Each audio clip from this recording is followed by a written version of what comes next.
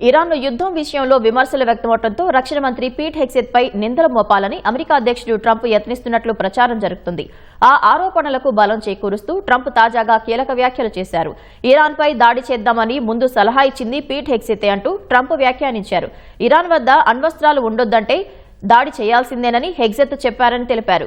Iraq, Afghanistan మాదిరిగా సుదీర్ఘ యుద్ధాన్ని ట్రంప్ కోరుకోవట్లేదని యుద్ధం ప్రారంభంలో హెగ్సెత్ తెలిపారు. అంతేకాక ఇరాన్ను నిర్దాక్షిణ్యంగా దెబ్బకొడుతున్నామని, లక్ష్యాన్ని అంచనాకు ముందే చేరుకుంటామని ఆయన పేర్కొన్నారు. కానీ యుద్ధం ప్రారంభమై ఇప్పటికే 25 రోజులవుతుంది. ముగింపు కనుచూపు మేర కనిపించడం లేదు.